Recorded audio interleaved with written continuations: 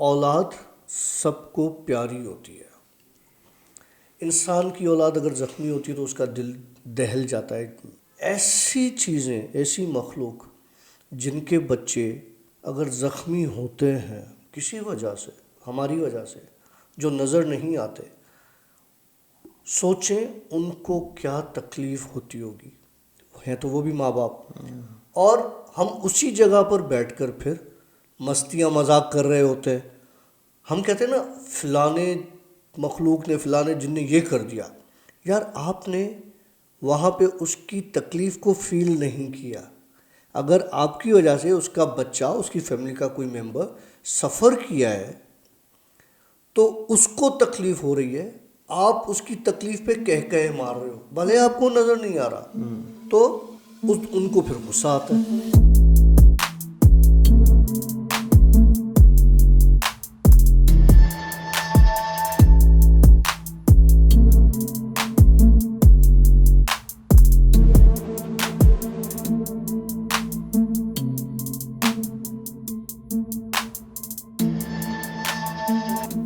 Alright, अस्सलाम वालेकुम, welcome to yet another the Bhoot show.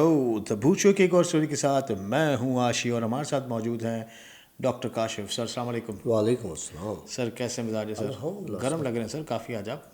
Sir, गरम तो रहते हैं, अब क्या करें, हाँ, हॉट ब्लडेड। अल्लाह रहम करेगा। वैसे ही संडे है तो अक्सर ही होता है। कल दोस्त भी ये बात कर रहे थे, डॉक्टर साहब आज सैटरडे को मुलाकात कर रहे हैं, कल ये नहीं मैसेज कर देना कि आज मेरी तबीयत ख़राब है और कल मुलाकात ना हो। यार, मेरी तबीयत असल में ख़राब अचानक ही होती है, मुझे नहीं समझ में आता। और मेरा असल में जो प्रॉब्लम है ना, वो है सीवियर किस्म का हेडेक। अगर बीमार होता हूँ तो मेरा गला जाता है, नहीं तो मेरे जो सर का दर्द है आशी, तुम यकीन नहीं करोगे, वो इतना शदीद होता है कि कभी तुमने सुना सोते में बंदे को सर का दर्द हुआ और उठ के बैठ जाए। मुझे सोते में, सोते हुए वो इतना शदीद दर्द होता है कि मैं उठ के बैठ जाता हूँ और फिर उसके बाद मुझे नींद नहीं आती, फिर मैं मेडिसिन लेता हूँ, ये वो। और आपके साथ एक और सीट भी है, ब्लड प्रेशर आपका एकदम से क्या आपका रहता ही ऊपर। रहते ही बहुत ज़्यादा ऊपर रहता हाँ, है। वो हम जैसे मेरे वालिद साहब की तबीयत ठीक नहीं थी, हम लोग हॉस्पिटल में गए तो वालिद साहब का जो ब्लड प्रेशर जो आ रहा था उससे कई गुना ज़्यादा डॉक्टर साहब का आ रहा था। तो हाँ, मैंने कहा अच्छा अब इसको उतारते पेशेंट को, इसको बिठा देते हैं उधर। नहीं, असल में मेरे साथ प्रॉब्लम ये है कि मुझे कोई ब्लड प्रेशर की दवा भी असर नहीं करती। नहीं, ये सिनेरियो आपके साथ इस मखलूक की वजह से है। पॉसिबल है ना, देखो, मैंने दुनिया जहान की मेडिसिन ट्राई कर ली, ठीक है, और काफ़ी लंबे अरसे तक की, कोई फ़र्क नहीं पड़ा। मेरा यहाँ तक के जो ऊपर का होता है, सिस्टोलिक जो होता है, वो 180 से 210 के दरमियान होता है। मेरा जो डायसिस्टोलिक है, जो नीचे का ब्लड प्रेशर है, जो 80 होना चाहिए, वो 120 130 की, उस दिन भी तो 120 ही था, तो 120 130 के बीच में होता है। अगर ये नॉर्मल रेंज पर आ जाता है तो मेरी तबीयत ख़राब होना शुरू हो जाती है। जैसे अगर इत्तेफाक से वो 140 और 90 पर आ गया तो मैं अच्छा, गिर जाऊँगा, अच्छा, नीचे आता तब भी आपकी तबीयत ख़राब हो जाती है। तो तबीयत ख़राब हो जाती है। अच्छा, मैं सवाल अपने व्यूवर्स से करता हूँ कि हमारे पास बहुत सारे हमारे व्यूवर्स ऐसे हैं जो इन चीज़ों के साथ कनेक्टेड हैं, मतलब वो आमिल भी हैं और वो ख़ुद भी पैरानॉर्मल एक्टिविटीज़ में इन्वॉल्व रहे हैं। तो मुझे ये बताइएगा कि क्या आप लोगों के साथ भी डॉक्टर साहब वाला सीन रहता है?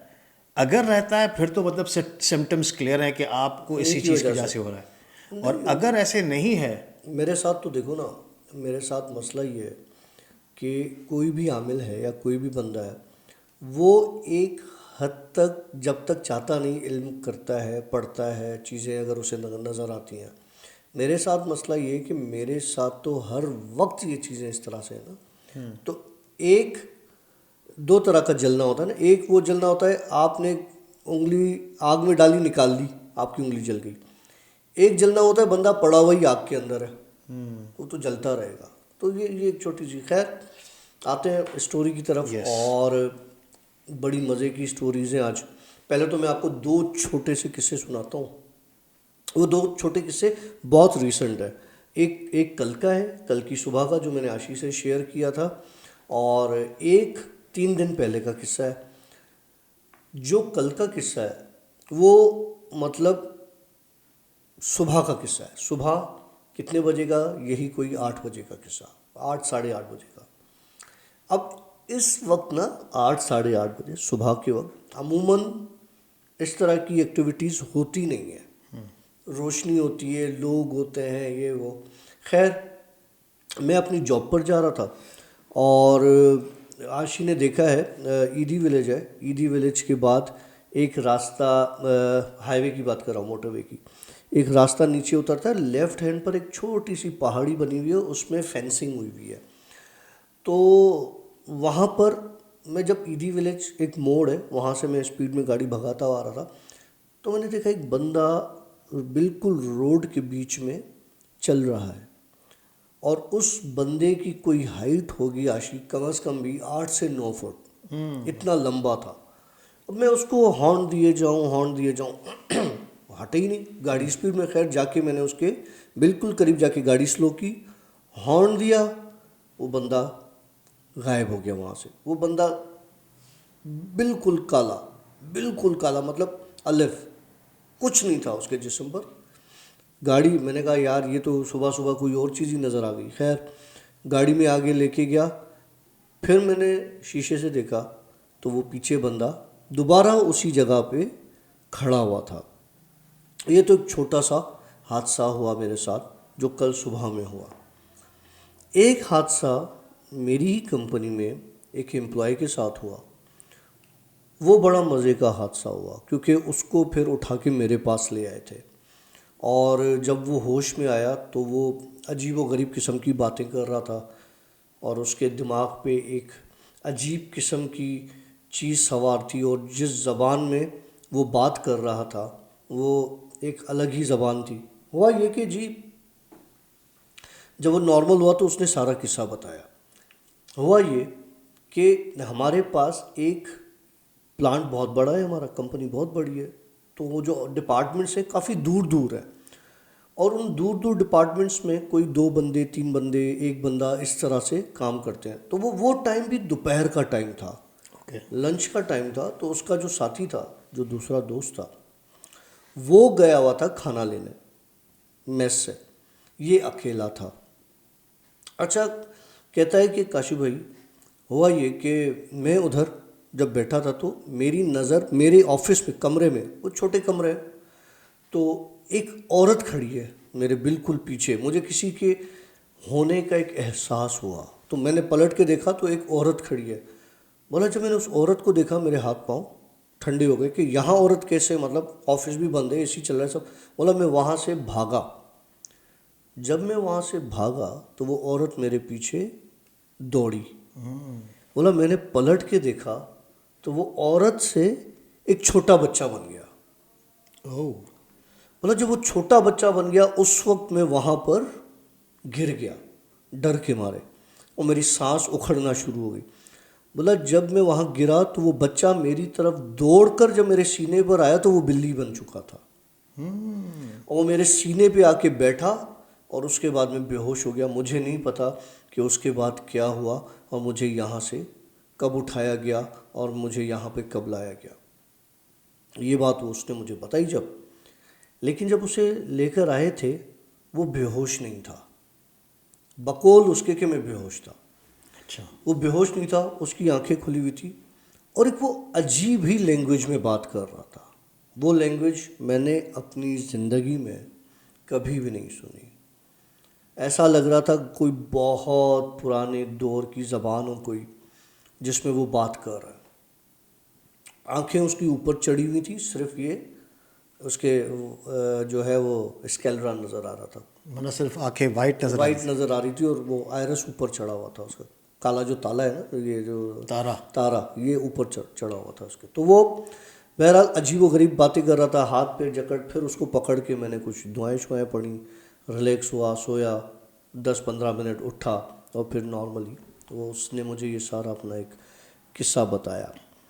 अच्छा, जब उसने ये सारा किस्सा मुझे अपना बताया तो मुझे ऐसे लगा कि अभी भी इसके ऊपर कोई चीज़ है हावी, कोई चीज़ ऐसी है जो इसको छोड़ेगी नहीं आसानी से।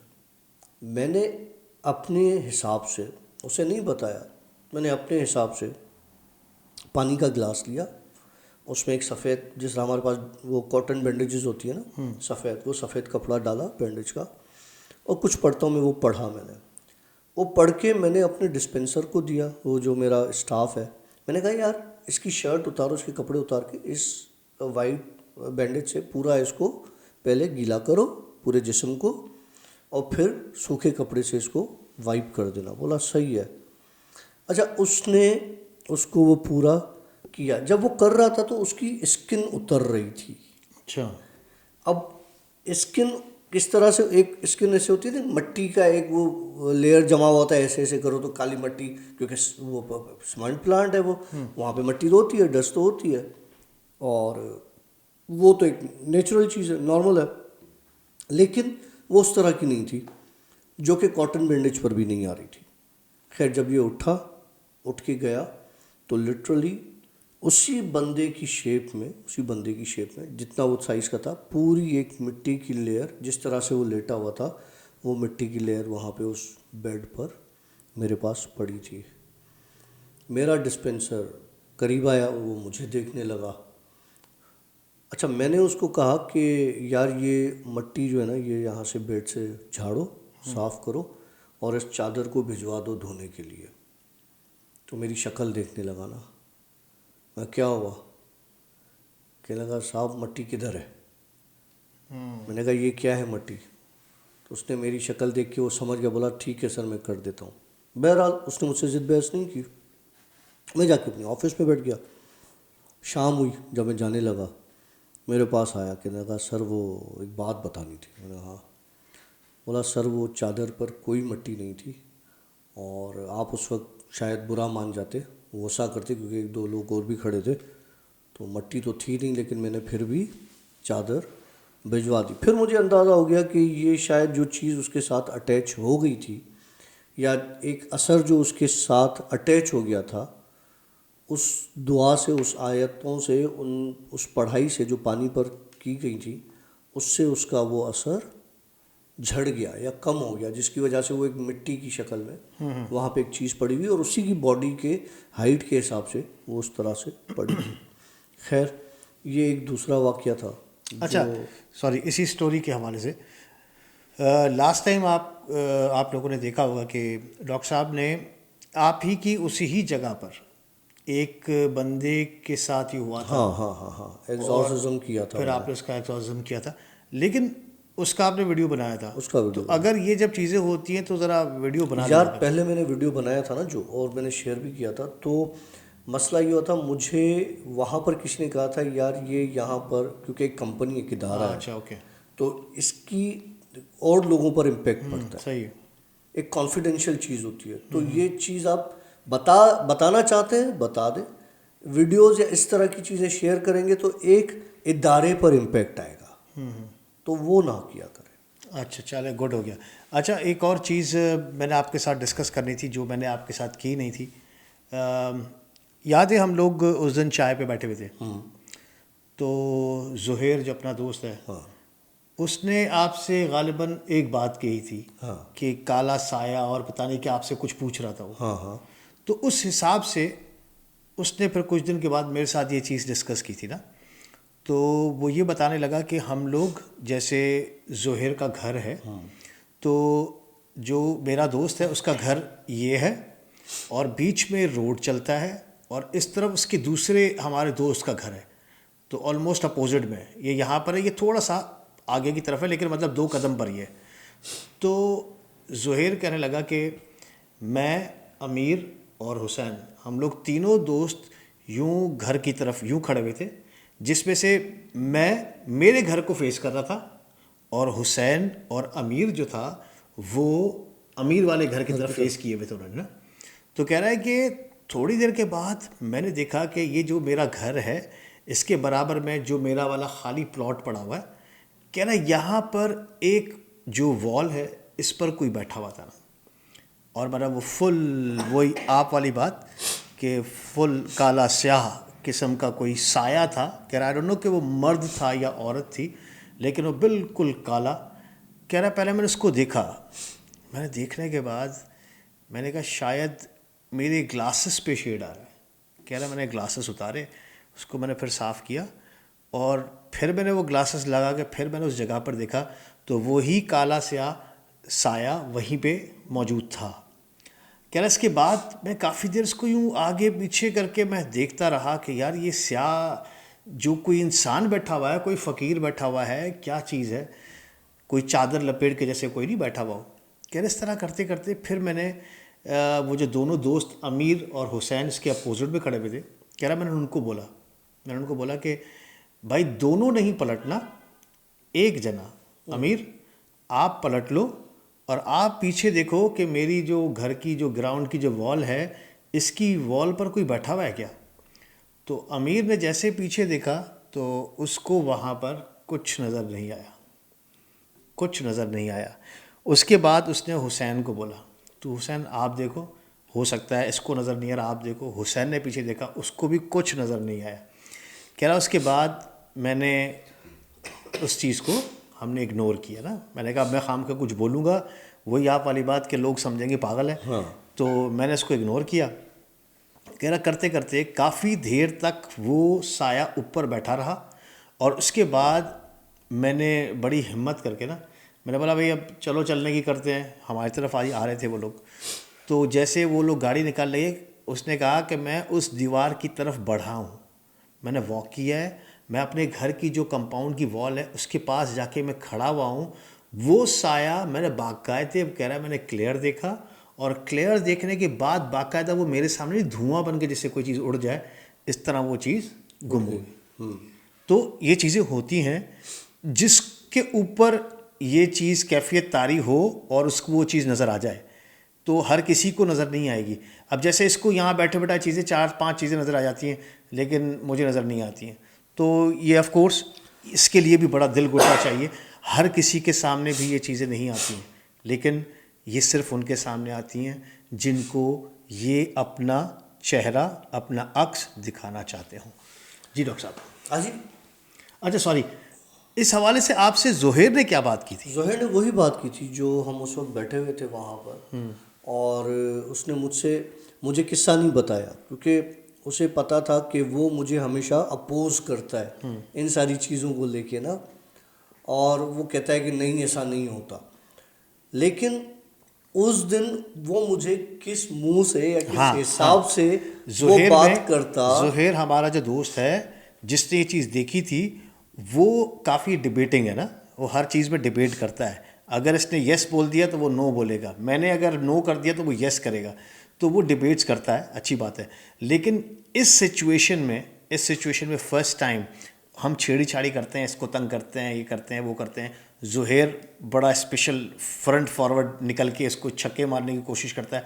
लेकिन उस दिन वो बड़ा सीरियस मूड में था और सीरियस नोट पर आकर उसने आपसे ये सवाल की थी। और हाँ, मैंने उसको जो जवाब दिए थे उसमें वो बिल्कुल चुप हो गया था। उसके बाद उसके सवालात क्या थे?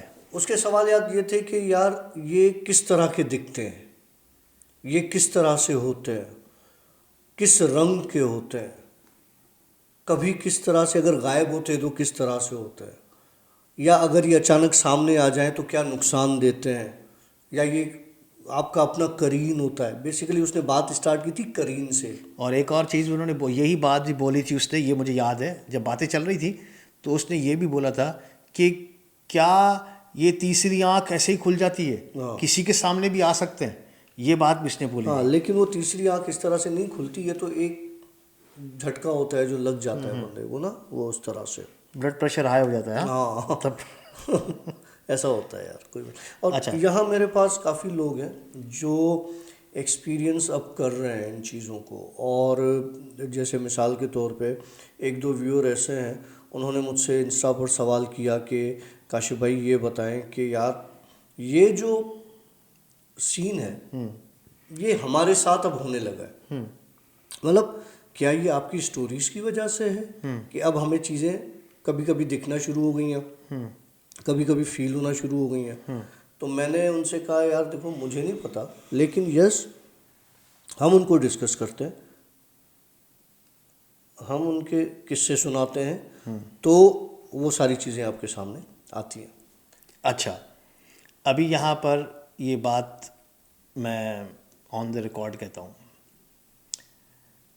जिस जिस बंदे ने, मैं डरा नहीं रहा हूँ सीरियसली मैं डरा नहीं रहा हूँ, लेकिन जिस जिस बंदे ने इसका अपोज किया है, या तो ये जानबूझ के करता है कि अब जैसे मैं इसका अपोज करता था शुरुआत की, आप स्टोरीज देखें तो मैं इसका अपोज करता था काफ़ी ना, और हमारा बड़ा खैर पुराना याराना है, तो मैं इसको उस हिसाब से छेड़ता था।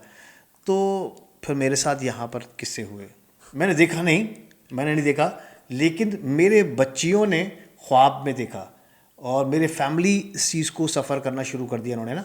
और उसके बाद मुझसे पूछा गया कि ऐसा आप इस स्टूडियो में क्या कर रहे हो। ये स्टार्टिंग का टाइम बता रहा हूँ मैं आपको, इस स्टूडियो में वो क्या करते बाजी हो। जो थी आपकी वो वाली। हाँ, तो आप ऐसा क्या करते हो कि हमें बार बार इस चीज़ का ख्वाब आ रहा है, और हर किसी को अलग अलग तरीके से आ रहा है। अच्छा, उसके बाद हमारे पास, मुझे याद है कि हमारे पास बहुत ऐसे व्यूअर्स भी थे जो अपोज करते थे, और उसके बाद अब वो इसके फेवर में। तू जानबूझ के करता है? नहीं नहीं, मैं जानबूझ के नहीं करता है, Seriously? कभी भी नहीं। Seriously? सीरियसली करता हूँ, मैं जानबूझ के नहीं करता। सीरियसली करता है ये? जानबूझ के कुछ अच्छा नहीं चलो करता। स्टोरी पे आते हैं। यार, कभी इंसान का बच्चा जब कोई ज़ख्मी होता है तो ऑब्वियस सी बात है, मेरा बच्चा हो, आशी का बच्चा हो, किसी को भी चोट लगती है तो एक इमोशनल, एक बंदा जुड़ा हुआ होता है अपनी औलाद से ना। खुदा ने एक मोहब्बत रखी है। अच्छा, वो सिर्फ इंसान में नहीं रखी अपनी औलाद के लिए मोहब्बत, वो इंसान ने दुनिया की हर मखलूक में मोहब्बत रखी है। चाहे वो जानवर की औलाद हो, चाहे वो इंसान की औलाद हो, चाहे जितनी भी जानदार चीज़ें हैं, चाहे वो जिन्नात में से ही क्यों ना हो, औलाद सबको प्यारी होती है। इंसान की औलाद अगर ज़ख्मी होती है तो उसका दिल दहल जाता है। और अगर मैं देखूंगा किसी जानने वाले का बच्चा, अगर उसे हल्की सी चोट लग गई तो मेरा दिल बैठ जाता है, यार बच्चा है, चोट तकलीफ़ में आ गया। ऐसी चीज़ें, ऐसी मखलूक जिनके बच्चे अगर ज़ख्मी होते हैं किसी वजह से, हमारी वजह से, जो नज़र नहीं आते, सोचें उनको क्या तकलीफ़ होती होगी। हैं तो वो भी माँ बाप, और हम उसी जगह पर बैठकर फिर मस्तियाँ मजाक कर रहे होते हैं। हम कहते हैं ना, फ़लाने मखलूक ने, फ़लाने जिनने ये कर दिया। यार, आपने वहाँ पे उसकी तकलीफ़ को फ़ील नहीं किया। अगर आपकी वजह से उसका बच्चा, उसकी फैमिली का कोई मेंबर सफ़र किया है तो उसको तकलीफ़ हो रही है, आप उसकी तकलीफ़ पे कह कह मार रहे हो, भले आपको नज़र नहीं आ रहा, लेकिन आप उधर बैठ के मस्तियाँ मजाक कह कह ये सारी चीज़ें कर रहे हो। तो उनको फिर गुस्सा आता है। इसी तरह से, जिस तरह से एक आम नॉर्मल इंसान को गुस्सा आएगा कि यार मैं तकलीफ़ में हूँ, ये बैठ के हंस रहा है, कह मार रहा है। मेरे साथ एक बड़ा मज़े का वाक़या हुआ, काफ़ी पुरानी बात है। मैं, एक एरिया है, ये यूँ समझ लो कि विंदर है, विंदर बलूचिस्तान साइड पे, विंदर के आगे का थोड़ा सा एक एरिया है। तो मेरा होता ये था पहले कि मैं जी, मूड होता था मेरा। अब तो काफ़ी मुझे आशी ने भी कंट्रोल कर लिया है, मेरे और कुछ लोगों ने मुझे कंट्रोल किया, वरना होता ये था कि मैं गायब हो जाता था। 6 महीने, 8 महीने, 1 साल रहा, उसके बाद मैं गायब हो गया। एक फेज़ आता था मेरा, और वो उसमें मैं कहाँ होता था मुझे खुद नहीं पता होता था। लेकिन अभी भी बीच में कुछ ऐसा होता है कि मैं चला जाता हूँ, रात को उठ के गाड़ी निकाली, मैं चला गया। लास्ट ईयर 2020 और 21 में तो ये बहुत हुआ मेरे साथ कि मैं रात को 3-3 बजे भी गाड़ी लेके, 2 बजे भी गाड़ी लेके घर से निकल जाता था। कहाँ जाता था, अंधेरा होता था, रूट पता होता था, इस तरफ जा रहा हूँ, ठीक है, निकल गया। विंदर की साइड पे मैं वो निकल गया। शाम का टाइम था, मगरिब हो रही थी, और वही सर्दियों वाला मौसम था। गाड़ी में निकाली और ड्राइव करके, क्योंकि लॉन्ग ड्राइव भी कोई छोटी मोटी लॉन्ग ड्राइव नहीं, 3-4 घंटे आराम से, 3 घंटे आपके लग जाते, मैं उस तरफ निकल गया। अच्छा, मैंने देखा एक जगह पे हल्की सी रोशनी आ रही है। जिस तरह से ना कुछ लोग सर्दियों में आग जला के बैठते हैं, तो कुछ लोग आग जला के बैठे हुए हैं। मुझे ये हुआ कि यार चलो, हो सकता है चाय वाय का कोई बंदोबस्त हो। निकल आया हूँ, चाय वाय का कोई बंदोबस्त हो तो बैठ के चाय पी लूँगा, इनके साथ गपशप कर लूँगा। अच्छा, डर मुझे इस चीज़ का नहीं होता डर मुझे इस चीज़ का नहीं होता कि वहाँ पे क्या चीज़ है, ना ही मुझे इस चीज़ का डर होता है कि जी यहाँ पे कोई मेरी डकैती कर लेगा, कोई मुझसे छीन लेगा। क्या छीनेगा? वॉलेट छीनेगा, पैसे जितने होंगे वो ले जाएगा, और क्या छीन सकता है? और तो कुछ, वो मोबाइल होता है, वो ज़्यादा से ज़्यादा वो। इसलिए मैं डरता उड़ता नहीं इन चीज़ों से, और मेरे भाइयों बहनों से तो वैसे ही नहीं डरता मैं। तो उधर जनाब वो आग जल रही थी, मैंने गाड़ी साइड पे लगाई, उतर के गया, देखा तो एक छोटा बच्चा, एक लंबा पत्थर था, इस जिस तरह से कैप्सूल किस तरह से होता है, कैप्सूल की तरह एक पत्थर पड़ा हुआ है, उस पर एक बच्चा लेटा हुआ है, एक औरत उसके सिरहाने खड़ी है जिसके बाल खुले हुए हैं और उसके बाल बाकायदा ज़मीन तक आ रहे हैं, और वो चीख रही है, और एक बंदा उस बच्चे के राइट साइड पर खड़ा है जो कि उसको सहला रहा है। मैंने कहा यार ये तो सीन कुछ और है।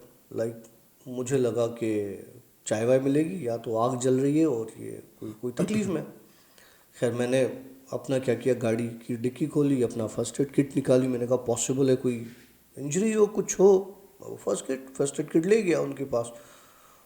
तो औरत ने, चेहरा नज़र नहीं आ रहा था, बाल उसके इतने थे, और ज़मीन पे जब उसने ये देखा कि कोई हमारी तरफ आ रहा है बढ़ते, तो उसने जब यूँ मेरी तरफ नज़र उठाई आशी, तो उसकी आंखें लाल थी बिल्कुल। एक परिंदा आता है उसकी आंखें बिल्कुल लाल होती हैं गाजर की तरह, उसकी आंखें उस तरह से बिल्कुल लाल थी, जैसे गुस्से में हो वो मुझे मार देगी या मुझे खा जाएगी। उसने जब ऐसे करके देखा तो मुझे सिर्फ उसके चेहरे पे उसकी लाल आंखें वो नज़र आई। बहरहाल मेरी थोड़ी सी हवा टाइट हुई, लेकिन मैंने हिम्मत की और मैं आगे बढ़ा। तो चीख की आवाज़ ही बहुत ख़तरनाक से किस्म की वहाँ से कि रुक जाओ यहीं पे, से आगे नहीं बढ़ना। मैं रुक गया।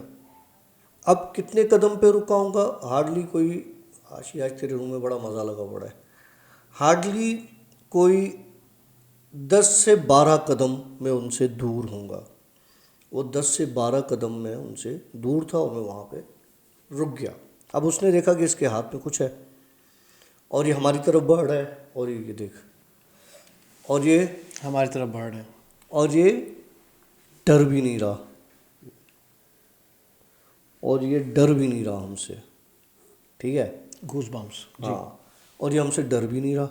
उसने एक और चीख मारी, और चीख मारने के फ़ौरन बाद जो बंदा खड़ा हुआ था वो यूँ आया और मेरे सामने आके, जैसे तुम खड़ा हो गया, स्पीड माइक्रो सेकंड्स ऐसे आके सामने खड़ा हो गया। मैं उसकी शक्ल देखा, वो गुस्से में, वो गुर्रा रहा था, जैसे भेड़िए गुर्राते हैं ना, गुस्से में एक साउंड निकलता है, वो जैसे दांत पी वो अपने ना वो करते हैं, क्रंच करते हैं, इस तरह से।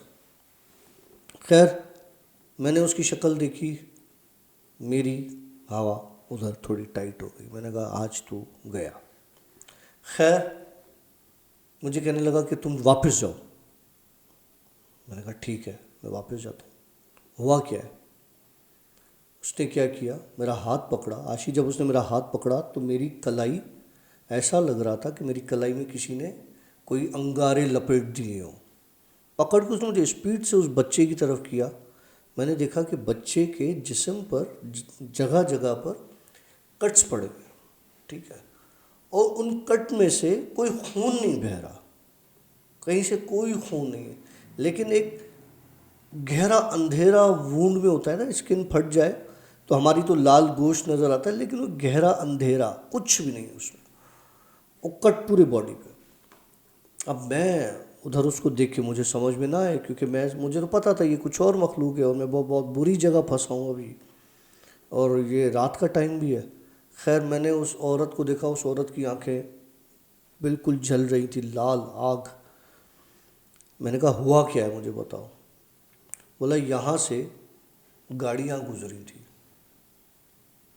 शाम में, मेरा बच्चा यहाँ पे खेल रहा था, उन्होंने गाड़ियों से कोई ऐसा पानी था, क्या चीज़ थी, बाहर फेंकी जो मेरे बच्चे को लगी है। और मेरा बच्चा ये जल गया इस तरह से। अब पता नहीं वो क्या पानी था, वो क्या चीज़ थी। कोई आमिल वहाँ से गुज़र रहे थे जिन्होंने वो देखा, और इनको देख के उस बच्चे को भगाने के लिए उन्होंने फेंका, वो डर के मारे। कुछ भी हो सकता, वो तो गुज़र गया, मेरी शामत उधर आ गई। तो मैंने उनसे कहा ठीक है, अगर मैं तुम लोगों के बच्चे को अगर सही कर दूं तो फिर तो तुम लोग गुस्सा ठंडा हो जाएगा। कह लगी मेरा बच्चा तुमसे सही नहीं होगा, ऐसे सही नहीं होगा, और मुझे बताओ कैसे सही होगा। मैं वो कर देता हूँ जिससे तुम्हारा मेरा तुमसे वादा है। देखो, शिफा देने वाली ज़ात अल्लाह की है, लेकिन मैं कोशिश करूँगा, आगे हुआ तो ठीक है। अब मैं उनको ऐसे ट्रीट कर रहा हूँ जैसे एक इंसान को ट्रीट किया जाता है नॉर्मली। मेरी फटी हुई है, लेकिन मैं अपने आप पर काबू रख के और उनसे ही बातें कर। उस औरत ने एक जगह का पता बताया जो वहाँ से आधा घंटा दूर थी। बोला उस तरफ जाओ, वहाँ पर अंदर एक मंदिर है। मंदिर में उसने एक जगह बताई, बोला वहाँ पर सिंदूर पड़ा हुआ है,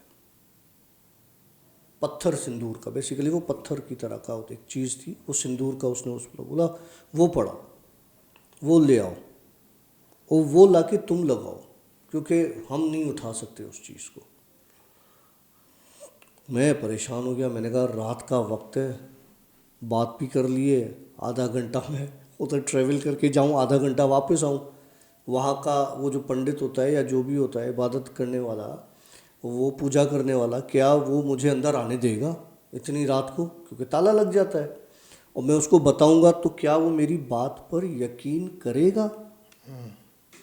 ठीक है, मैंने कहा ठीक है, मुझे रास्ता सही से नहीं पता, मेरे साथ कोई चले। तो वो बंदा जो है वो मेरे साथ बैठा। वो आधे घंटे वाला रास्ता हार्डली कोई 10 मिनट में मैंने क्रॉस किया।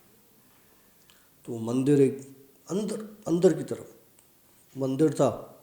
वहाँ गाड़ी मैंने रोकी तो मंदिर पे ताला लगा हुआ था। अब जब मैं मंदिर के पास पहुँचा, मैंने देखा यार यहाँ तो ताला है, अब मैं अंदर कैसे जाऊँ? सोच ही रहा था तो वहाँ का जो पूजा करने वाला था, पंडित था, उसने मुझसे खुद ही बोला कि जो चीज़ तुझे चाहिए वो मैं तेरे लिए लेके खड़ा हुआ हूँ, तू ले जा। ओह, उसको वो बात किसने बताई, उस तक वो बात कैसे पहुंची मुझे नहीं पता, लेकिन मैंने उससे लिया। बज़ाहिर वो छोटा सा पत्थर था, नरम किस्म का, लाल कलर का, सिंदूर टाइप बेसिकली, कि सिंदूर जो मांग में भरते हैं ना, इस तरह की कोई चीज़। लेकिन जब मैंने उसको आशी उठाया ना, तो मेरे हाथ बर्फ़ की तरह फ्रीज़ होने लगे।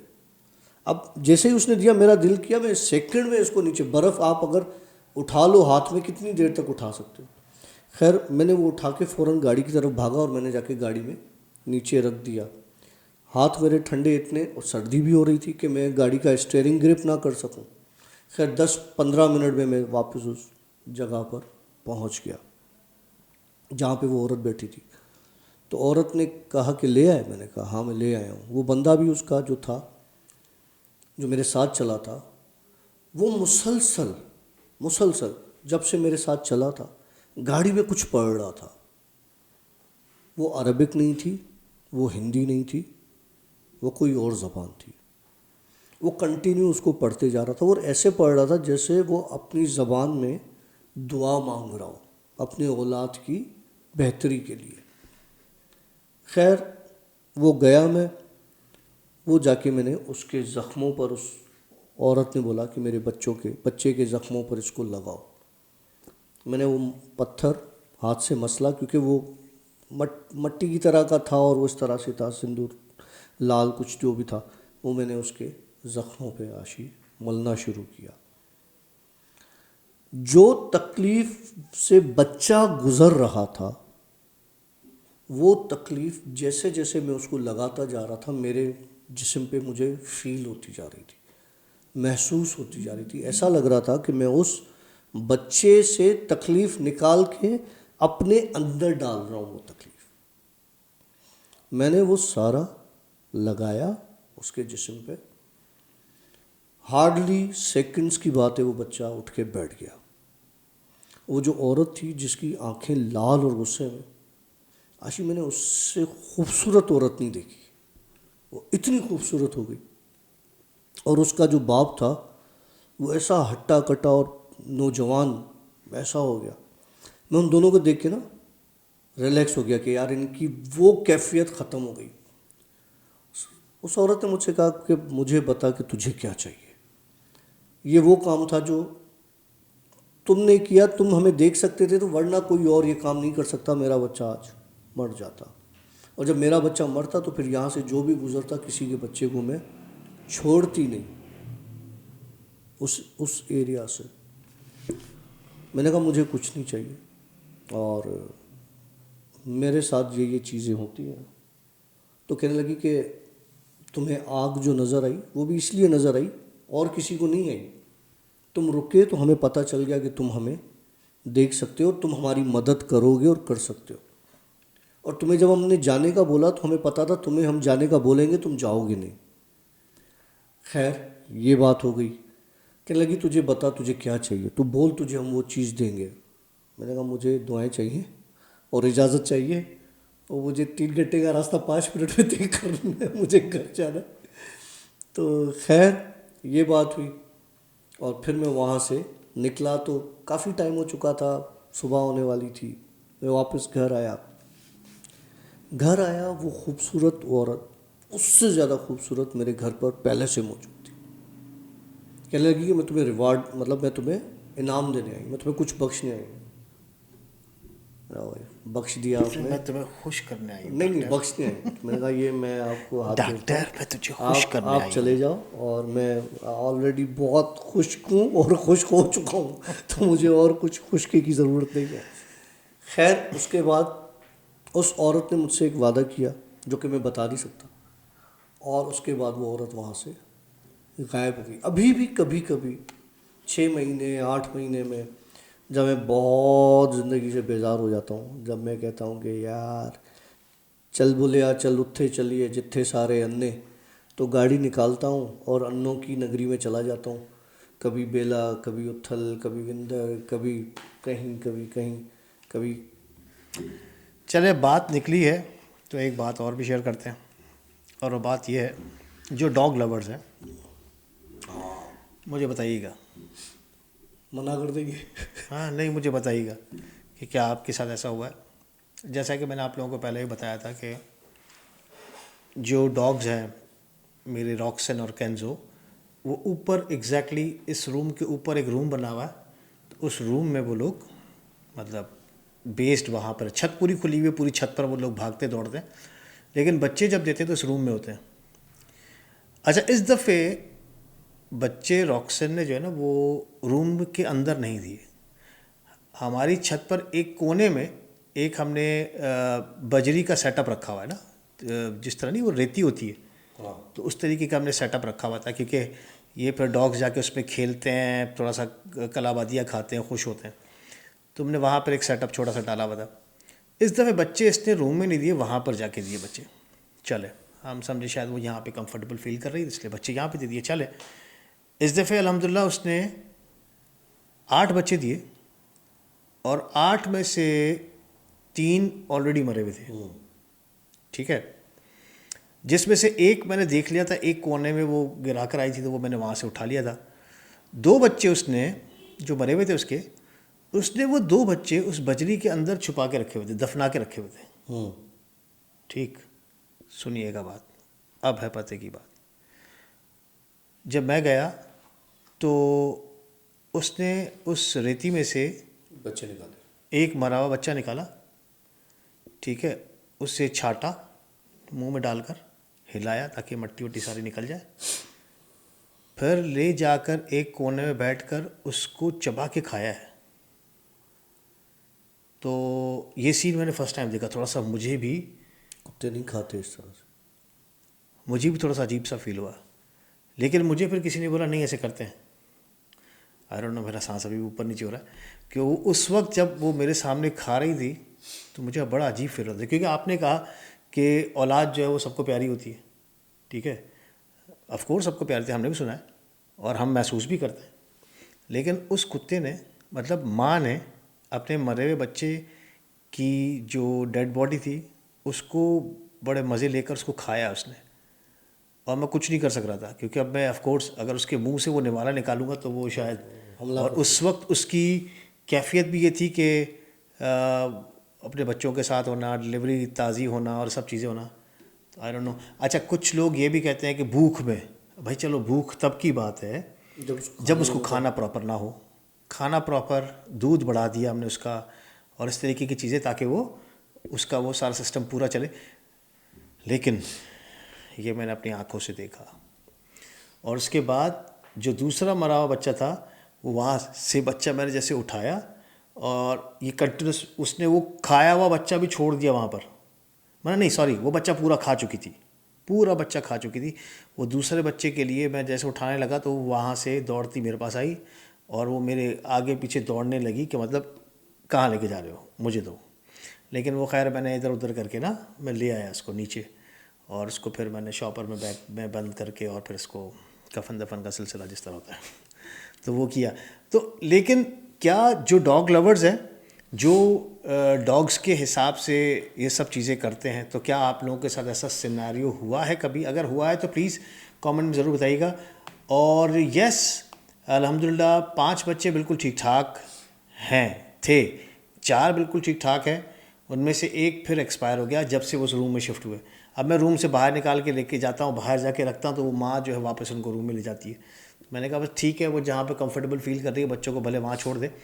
लेकिन 4 बच्चे अल्हम्दुलिल्लाह सही साबित हैं, और दुआ कीजिएगा कि इंशाअल्लाह ताला सब ठीक ठाक ही गुजरे। और एक चीज़ मैं आपको बताऊँ,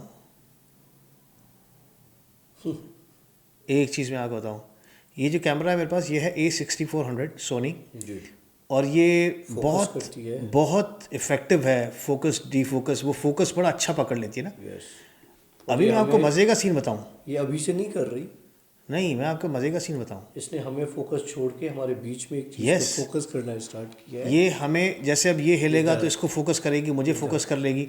लेकिन अभी इसने क्या किया, हमारे बॉक्सेस छोटे होते हैं फोकस करने के लिए, इतना बड़ा बॉक्स, वो बिल्कुल एग्जैक्टली सेंटर में, मैंने फर्स्ट टाइम देखा है इतना इस पूरे सेंटर में उसने फोकस किया उसको। क्या आप लोगों ने उस बीच में जब मैंने बात की उससे 2 सेकंड पहले आपने शायद कोई पीछे कोई चीज़ देखी तो प्लीज़ वो भी मैं ज़रूर बताइएगा। मतलब मुझे लगता है शायद आज बीच में कुछ होगा। मैंने आज बोला भी तुम्हें कि आज स्टूडियो में बड़ा मज़ा है। खैर जी, कैसे लगी आप लोगों को हमारी आज की बकवास? और हमारे पास टाइम बहुत कम रह गया है, बैटरी डाउन भारी हो रही है यहाँ जी, आज मेरी तबीयत भी बहुत भारी हो रही है यहाँ पे। जा रहे हैं हम चाय पर, और अगर आप लोग हमें मिलना चाहते हैं तो हम लोग चाय पर रोज़ बैठते हैं ऑलमोस्ट, सैटरडे संडे को ये होता है, तो सैटरडे संडे को आप लोग हमारे साथ मिल सकते हैं। यार उसकी कॉल आई थी, 3 मिनट रह गए हमारे पास, जल्दी बोलिए। शोएब की, हाँ, और मैं रिसीव नहीं कर सका, मैं सो रहा था। शोएब भाई सॉरी, और दूसरे दिन मेरे दिमाग से बात निकल गई, नहीं तो मैं उनको कॉल बैक करता। शोएब दायो साहब एक्सट्रीमली सॉरी यार। अब इंशाल्लाह ताला मुलाकात करेंगे, और हम लेते हैं आपसे इजाज़त क्योंकि बैटरी बिल्कुल डेड पर है, कहीं सारी स्टोरी गुम ना हो जाए। ओके, हमारी तरफ से सी या बाबा हाफिज़।